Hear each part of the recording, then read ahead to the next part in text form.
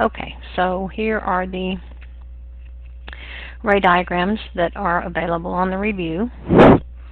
You're going to do two rays, and where those two rays intersect is where the image is going to be formed. So this is a concave mirror. The image is located between the focal point and the mirror. So when that happens, you always get a virtual image. Here's my virtual image. It is right side up. I always point to the intersection. These rays are forced to intersect behind the mirror. So that's why we call it a virtual image, because they don't actually intersect. We're forcing them to intersect. It's enlarged, it's upright, it's behind the mirror, and it is virtual. This one over here, you have the object is located between C and F, so I go in parallel and back through F. I can go through F and then back out parallel. I point to the intersection, so that's a real image. It's a little bit larger than the object. How do I know? Well, I look from here to there and compare it from there to there.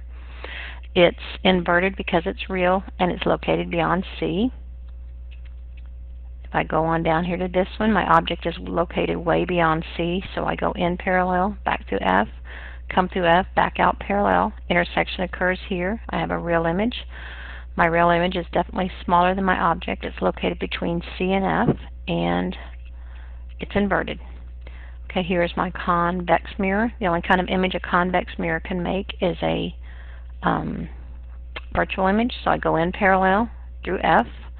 I go from the top of the object all the way through C, and I find that the intersection right there is where my image is located. It's behind the mirror. It is virtual. It is upright, and it is smaller than the object.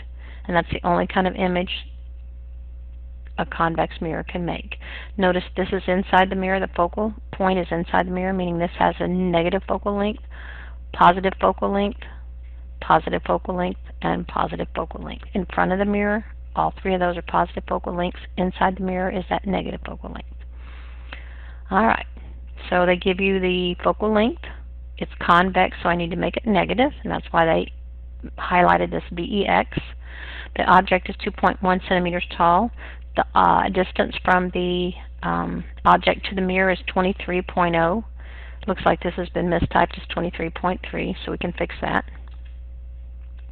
And I'm looking for DI. I'm looking for the magnification and HI.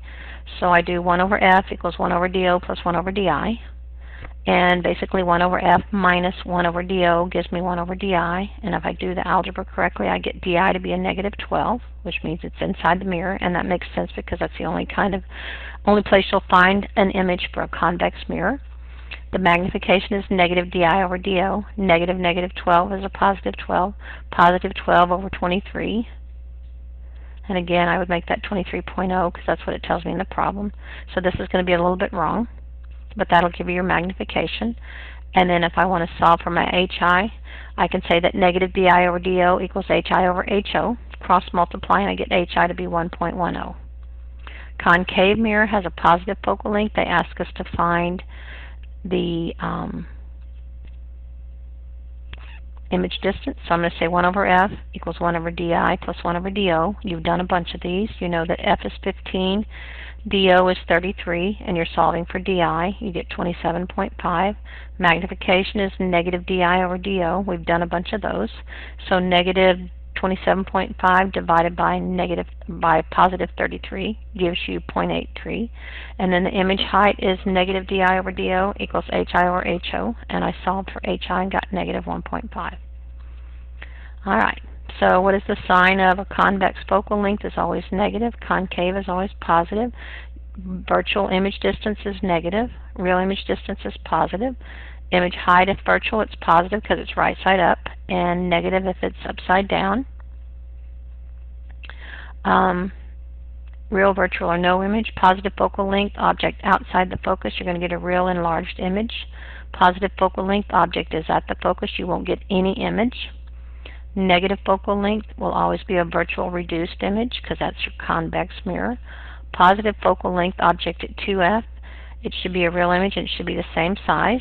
And then a positive focal length, object inside the focus, always gives you a virtual enlarged image. Go back and look at your ray cases. That's where that's coming from. What type of lens? A positive focal length, always concave. Negative focal length, always convex. Inverted images are formed with concave. Upright images are formed by both types of lenses. Positive DO, negative DI happens with both types of lenses because they both are going to have virtual images. Positive DO, positive DI only works with concave because positive DI tells me I have to have a real image. I only have a real image if I have a concave lens because convex lenses don't give you real images. Negative HO, negative HI, that's both lenses because negative, not sure I like that. Positive HO, negative HI is a concave lens. Positive HO, positive HI, both kinds of lenses. Larger image of self, or of that gives you concave. Smaller image of self is both of them because you can get reduced and enlarged with reduced with convex, enlarged with concave. A lens that is also called diverging is a convex lens. A lens that is called converging is a concave lens. Know the following terms. The rods, notice black and white for our eyes. The cones in our eyes perceive color. The additive colors are the colors of light. They're red, blue, and green. The subtractive colors are yellow, cyan, and magenta. That's pigment. Red and green light give you yellow. Red and blue light give you magenta. Blue and green give you cyan. And then that's just the low frequency, low energy, high frequency, high energy. And everything else is something in between. Why is the sky blue? Because oxygen and nitrogen molecules are used to scatter blue light. Why are sunsets red? The path is longer, more light is scattered, and the longer wavelengths are what are visible, which is the red ones down here. Why is water blue? Because this is absorbed, the red is absorbed by water, so blue and green are going to be reflected, and our eye would see that as cyan. I also tell you on the review to look over your sometimes, always, never cases. Complete the following table, and I would look over my document on the worksheet that we did on color. That's a good one to look at too. So you do 1 over DI plus 1 over DO, and you go through and work all these out. Now, I told you in class that if you had a negative image distance, you had virtual images. Negative image distance, virtual image. Virtual images are always upright.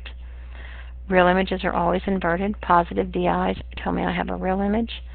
And negative focal lengths tell me I have a convex lens. Positive focal lengths tell me I have concave. So I didn't go through and do all the work, but those are the answers that you should get. So I'm going to post this on YouTube.